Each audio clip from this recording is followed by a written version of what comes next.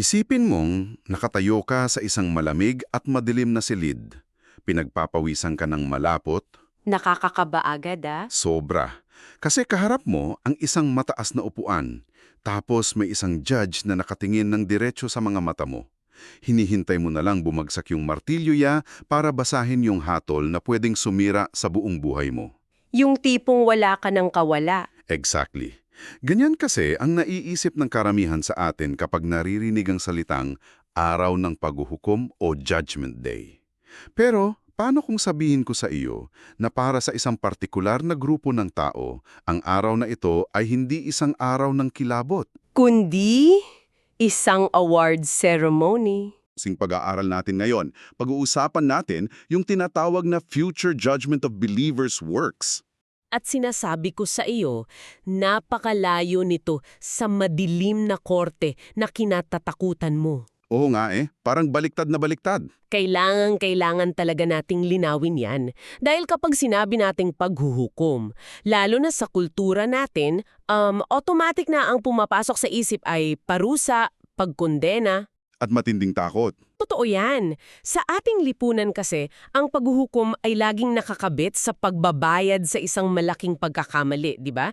Pero kapag binalikan natin ang mga orihinal na kaisipan mula sa unang siglo, lalo na yung mga isinulat ni Pablo sa mga taga-Roma at taga-Korinto, makikita natin na mayroong dalawang magkaibang uri ng paghuhukom. At ang malaking problema dyan, madalas itong pinagsasama ng mga tao. Oo, pinaghahalo nila. Kaya nagkakaroon ng malawakang kalituhan at maling teolohiya na nagdudulot ng walang katapusang anxiety. Para mas maintindihan natin kung bakit magkaiba ito, kailangan nating gumamit ng dalawang sitwasyon.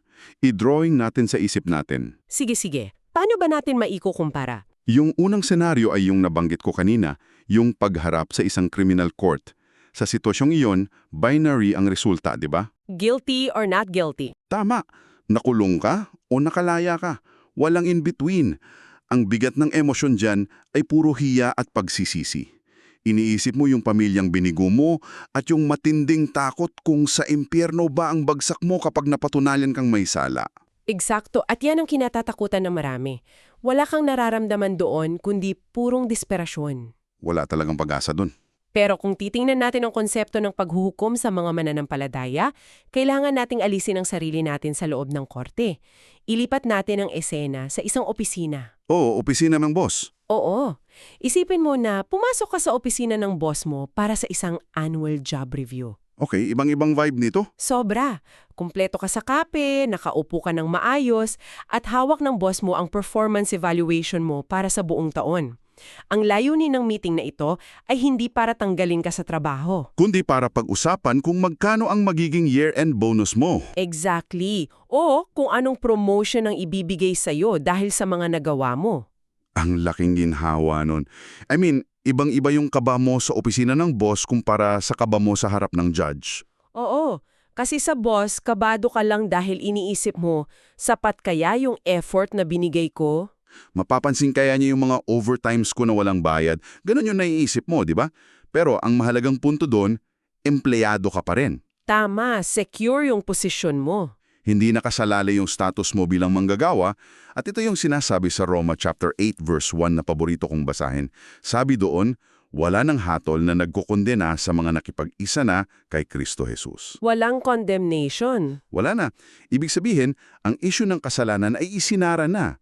Kung tinanggap mo na, nabayaran na yung penalty mo sa krus. Kung bayad na, wala nang kaso. At kung walang kaso, walang dahilan para humarap ka sa isang criminal court. Di ba? Makes total sense. At iyan ang dahilan kung bakit napakahalaga ng detalyeng iyon. Ang mekanismo kung bakit walang condemnation ay dahil may nagbayad na ng utang.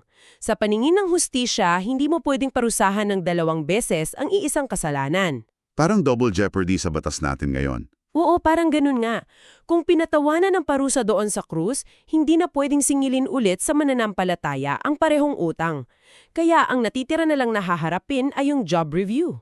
So susuriin na lang ang naging katapatan mo sa paglilingkod pagkatapos mong maligtas. Ligtas na ang taong ito. Bale, ang tinutukoy na lang natin dito ay kung anong gantimpala ang nararapat sa kanya. Pero teka lang kung ganyan pala kalinaw-naw ang kaligtasan ay hindi na issue at bonus na lang ang pinag-uusapan, bakit parang hindi ito ang alam ng karamihan? Totoo yan. Marami pa ring nalito. Kasi pag nagtanong ka sa kalye kung ano ang mangyayari sa araw ng paghuhukom, ang isasagot nila ay isang malaking timbangan, di ba? Magdedesisyon yon kung sa langit o impyerno ang punta nila. Bakit ganun ang tumatakbo sa isip natin? Magandang obserbasyon yan. Ang tinutukoy mo kasi ay isang napakasikat na alamat o myth tungkol sa Judgment Day na malalim na nakatanim sa pop culture. At maging sa maraming relihiyon, ito yung Great Judgment Day myth. Yung isang malaking event lang daw. Oo, ganito ang naiisip ng karamihan. Sa katapusan ng panahon, lahat ng tao sa kasaysayan ng mundo, mabuti man o masama, mananampalataya man o hindi, ay bubuhayin muli ng sabay-sabay. Tapos pipila sila sa harap ng iisang malaking trono? Tama. At doon, ilalabas ng Diyos ang isang higanting timbangan. Ilalagay sa kaliwa ang lahat ng mabuti mong ginawa. Pagtulong sa matanda, pagbigay ng limos, pagiging mabait. Sa kanan naman, ilalagay ang mga kasalanan mo. Pagsisinungaling, pananakaw. Paninira sa kapwa. Oo, parang siyang exam na kailangan mong ma-hit yung passing grade. Exactly. Parang kung 51% good ka, pasok sa langit. Kung 49% lang ay nako, sorry, sa impyerno ka. At dyan nagkakaproblema. Ayon sa malalimang pag-aaral ng teolohiya at ng mga unang teksto, ang pananaw na iyan ay palyado. Maling-mali ito. Bakit maling-mali? Dahil binabaliwala nito ang buong konsepto ng biyaya o grace. Kung ang kaligtasan mo ay nakasalalay sa pagbigat ng timbangan ng mabubuting gawa, ibig sabihin, kaya mong iligtas ang sarili mo. So nababaliwala yung ginawa sa krus. Totoo. Bukod pa roon, nabibigo ang pananaw na ito na makita ang malinaw na paghihiwalay ng takdang panahon ng paghuhukom, yung para sa mananampalataya na isang paganting pala at ang paghuhukom para sa mga hindi mananampalataya na tungkol naman talaga sa kaparusahan. So hindi pala ito isang malaking event lang na pinagsama sa isang araw. Hindi talaga. Magkahiwalay iyon. At isipin mo yung epekto niyan sa isip ng isang tao kung naniniwala siya sa timbangan. Kung araw-araw mong iniisip na naglalaban ng points mo, hindi ka magkakaroon ng kapayapaan eh. Walang peace of mind talaga. Gagawa ka ng mabuti hindi dahil nagmamahal ka, kundi dahil takot kang mabawasan ng points. Para kang nasa isang treadmill ng relihiyon na hindi mo alam kung kailan ka makakapasa. Nakakapagod yun. Pero wait, dito nagiging sobrang kawili-wili ang lahat. Kasi kung aalisin natin yung suspense, kung sasabihin natin na secure na ang kaligtasan at wala ng timbangan sa mga believers, hindi ba ito pwedeng maging dahilan para maging tamad ang mga tao? Yung tipong magiging kampante na lang. Oo, kasi kung sure win na pala, bakit pa magpapakahirap, di ba? Paano ito hinarap ni Pablo, halimbawa? Iyan ang isang napakalohikal na reaksyon. Kung garantisado na, bakit pa magpapakabuti? Pero kung titingnan natin ang buhay ni Pablo, kabaligtaran ang nangyari. Paanong kabaligtaran? Makikita natin sa kanyang ikalawang sulat kay Timoteo, bandang kabanata 4, na alam niyang malapit na siyang mamatay. Nasa malamig siyang piitan sa Roma, naghihintay ng bitay. Kung naniniwala si Pablo sa timbangan, dapat nangangatog siya dyan. Oo nga, dapat takot na takot siya. Dapat iniisip niya, sana sapat yung mga naitayo kong simbahan para matabunan yung mga pinapatay kong Kristiyano noon. Pero walang ganyang takot si Pablo. Wala siyang bakas ng kaba. Sa halip, sinabi niya yung sikat na linya na I have fought the good fight, I have finished the race, I have kept the faith. Napakakumpiyansa. Dahil ang hinihintay niya ay hindi ang hatol kung ligtas siya, kundi ang korona ng katuwiran na inihanda para sa kanya. Ang ganda nun. Ang katiyakan ng kanyang kaligtasan ay hindi nagbigay sa kanya ng katamaran. Nagbigay ito ng matinding pananabik at urgency. Ibinigay niya ang lahat, hindi para makaiwas sa impyerno, kundi dahil mahal niya ang Panginoon at gusto niyang makatanggap ng papuri at gantimpala mula rito. Parang pinalaya siya ng katiyakan mula sa takot, kaya nakapaglingkod siya ng may purong motibo. Exactly. Nawala yung kaba, napalitan ng passion. Sobrang nakakapagpapaiba ng pananaw iyon. Imbes na nag-aabang ka kung bagsak ka ba o pasado sa huling pagsusulit, nag-aabang ka kung anong medalyang isasabit sa lieg mo. Ganyan dapat ang pananaw natin. Ngayon, para mas malinaw sa atin kung saan nanggaling ang ideyang ito ni Pablo, kailangan nating pumunta sa lugar kung saan niya isinulat ang ilan sa mga pinakamabigat na konseptong ito. Kailangan nating pag-usapan ang lungsod ng Korinto sa sinaunang Greece. Ay, paborito kong topic yan. 'Di ba? Kasi hindi naman ito na-imbento lang ni Pablo mula sa wala, 'di ba? May pinaghugutan siyang pisikal na lugar. Tama. Upang lubos na maunawaan kung bakit ginamit ni Pablo ang ganitong mga metafora, kailangan nating balikan ang kasaysayan. Ang Korinto noong unang siglo ay hindi isang tahimik na bayan. Hindi siya parang probinsya lang. Ang Acro-Corinth, isang napakataas na bundok kung saan nakatayo ang templo ni Aphrodite. Oh, yung sikat na templo doon. Oo, at libu-libong mga kultong bayaran ang nandoon. Napakagulo at puno ng imoralidad ang lungsod na ito. Pero sa ibaba, sa mismong sentro ng kalakalan na tinatawag na agora o palengke, may isang napakahalagang istruktura na yari sa bato. Ano yung tawag doon? Ang tawag doon ay bema. Ah, yung Bema Seat? Dito madalas ginagawa ang mga pampublikong anunsyo, tama ba? Oo, ang bema ay isang nakataas na plataforma. Dito umuupo ang mga opisyal ng Roma tulad ng proconsul upang magbigay ng pahayag o magbaba ng desisyon sa mga lokal na sigalot at kasong sibil. Parang maliit na korte. Parang ganun. At ang nakakagulat sa kasaysayan, mismong si Pablo ay literal na nakatayo sa harap ng mismong batong iyon. Sa kabanatang 12 ng mga gawa, hinuli si Pablo ng kanyang mga kaaway at kinaladkat sa harap ni Galyo doon sa mismong Bema Seat. Oh, wow. So naranasan niya mismo yun. Oo. Kaya nung isulat niya sa mga taga-Korinto na lahat tayo ay haharap sa judgment seat o sa salitang Griego ay Bema Seat, alam ng mga mambabasa niya ang eksaktong plataporma na tinutukoy niya. Pero ito yung pinaka-fascinating na part para sa akin. Dahil ginamit ang bema, hindi lang para sa mga korte o legal na issue, sa kalinganan ng mga Griego, lalo na sa Korinto, ang bema ay ang sentro ng mga palaro. Yung sikat na palaro nila. Oo, meron silang tinatawag na Isthmian Games na kasing sikat ng Olympics noon.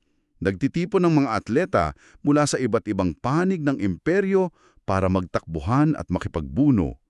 At kapag natapos na ang laro, saan pinapapunta ang mga nanalo? Doon sa Bema Seat. Tama, sa bima. Hindi sila pinapapunta doon para kasuhan. Umaakyak sila doon para putungan ng korona. Eksaktong-eksakto.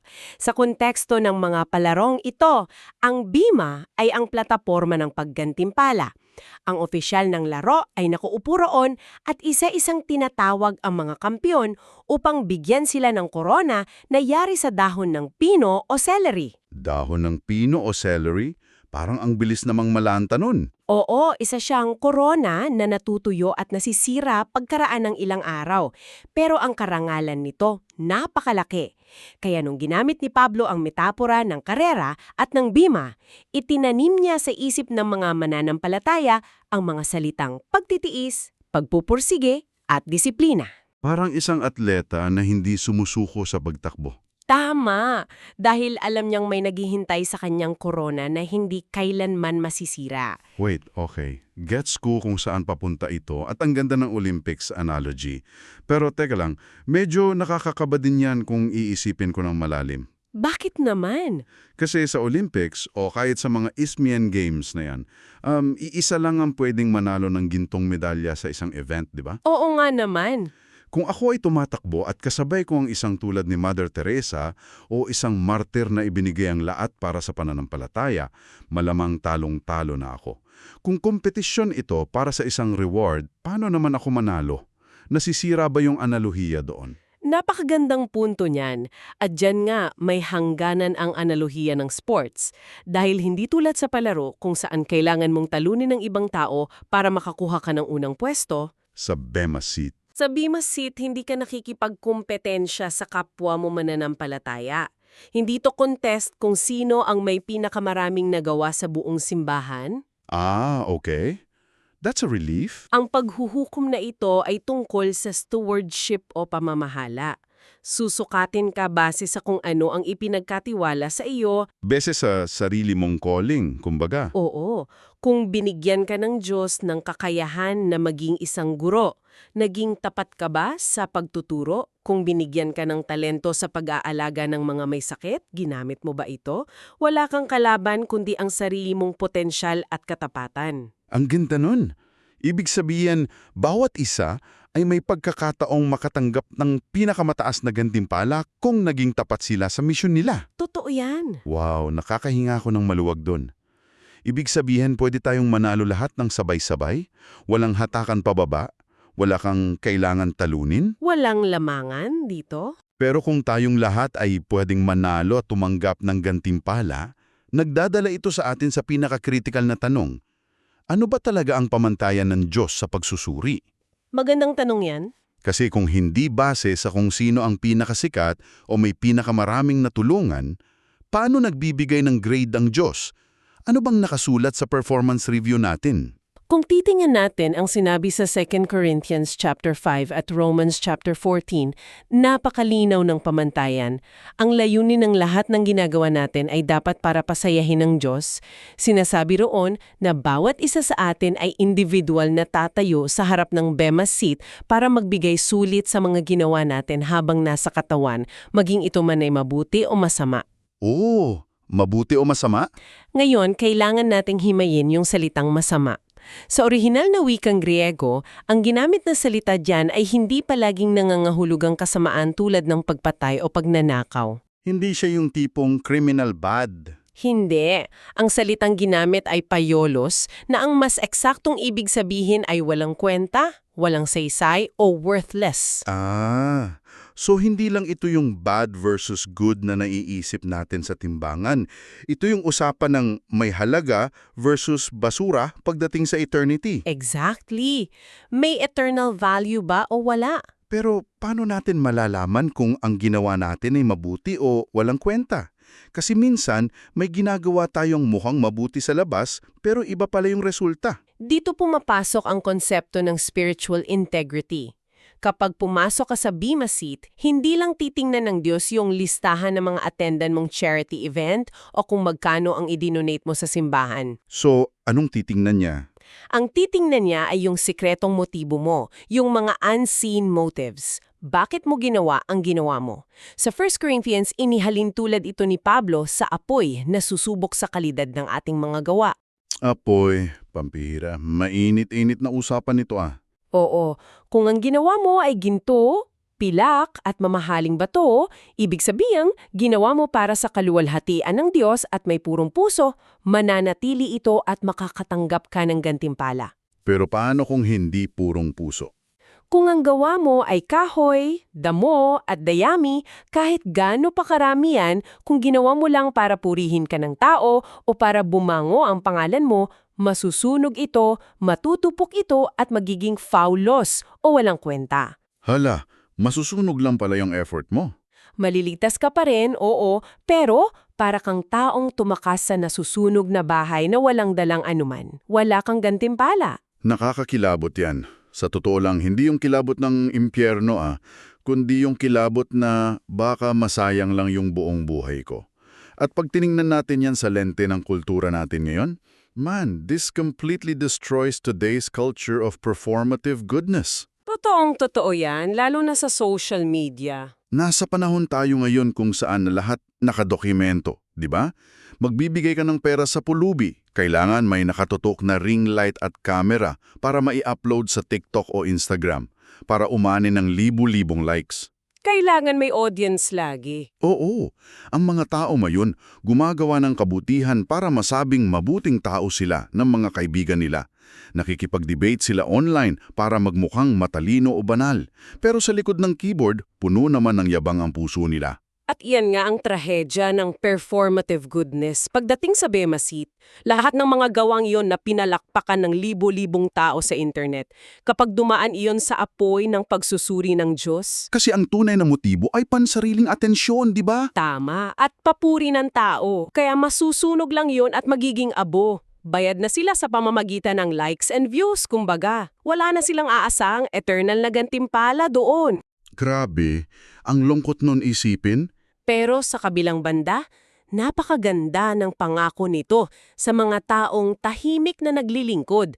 Yung mga nanay na gumigising ng 3:00 ng madaling araw para ipagdasal ang mga anak nila na nawawala sa landas. Wow, oo nga no. Yung kaibigan na palihim na nagpapadala ng tulong pinansyal sa nangangailangan ng walang sinasabihan. Yung mga pinipiling gawin ng tama kahit sa trabaho, kung saan walang CCTV at walang nakakakita. Ibig sabihin yung mga gawang walang pumapansin sa mundong ito, iyon pa yung mga gawang buong-buong nagniningning na parang ginto sa mata ng Diyos. Sila pa yung may pinakamalaking reward. Yung katapatan na walang audience kundi ang Diyos lang, iyon ang binibigyan niya ng imperishable crown o koronang hindi kailanmang nasisira. Sobrang nakakapagbabukas ng isip nito, parang nire-rewire niya kung paano natin dapat tignan ang bawat araw natin. Talagang mababago ang buhay mo kung paniniwalaan mo ito. Kung susumahin natin ng lahat ng ito, makikita natin na ang konseptong ito ng Bema Seat ay hindi idisenyo para magbigay ng takot. Kung hindi para magbigay ng matinding focus? Oo, kung isa kang mananampalataya na nagtiwala na sa ginawa ni Kristo sa krus, hindi mo na kailangang matakot sa araw ng sentensya. Seryoso ang araw na ito. Oo, dahil haharap ka sa manilikamo para magbigay sulit. Ngunit ito ay isang napakamapagpalang araw ng gantimpala. Isang araw na aabangan mo talaga. Ito ang sandali kung saan ang bawat patak ng pawis, bawat pagluha sa pananalangin at bawat tapat na sakripisyo na hindi nakita ng mundo ay personal na kikilalanin ng Diyos. Hindi siya nakakalimot. At para sa iyo na sumama sa amin sa malalimang pag-aaral na ito, sana ay mabigyan ka nito ng matinding kapayapaan at kapanatagan. Kung ang mga kasalanan mo ay nabayaran na sa krus, tapos na ang issue ng hatol. Walang condemnation. Wala na talagang condemnation. Ang natitira na lang ay ang pagkakataon mong parangalanan ang Diyos sa pamamagitan ng pamumuhay mo at ang pagkakataon niyang parangalanan ka balang araw. Sana maging motibasyon ito para mag-reflect tayo, hindi lang sa kung ano ang mga ginagawa natin araw-araw. Kundi, bakit natin ito ginagawa? Tama, yung bakit. Kasi bawat aksyon natin ay may tinatagong motibo na Diyos lang ang nakakakita. At habang pinag-iisipan mo ang lahat ng mga detalyeng ito, gusto naming mag-iwan ng isang bagay na pwede mong pagnilayan. Isang tanong na dadalhin mo habang naglalakad ka, nasa biyahe, o bago ka matulog mamaya. Oo, at ito ang tanong na gusto kong pag-isipan mong mabuti. Kung ang gantimpala mo sa walang hanggan ay nakadepende hindi sa kung gaano ka kasikat, kayaman o kasuccessful sa mata ng mga tao sa paligid mo, kundi sa katapatan at tamang motibo sa mga maliliit at lihim na bagay, alin mga malalaking tagumpay mo ngayon ang sa tingin mo ay biglang masusunog at mawawalan ng halaga pagtapat mo sa Bema Seat? At alin mga maliliit at tahimik na sakripisyo mo na akala mo ay walang nakakapansin ang biglang magnininging at bibigyan ng korona? Pag-isipan mo yan hanggang sa muli.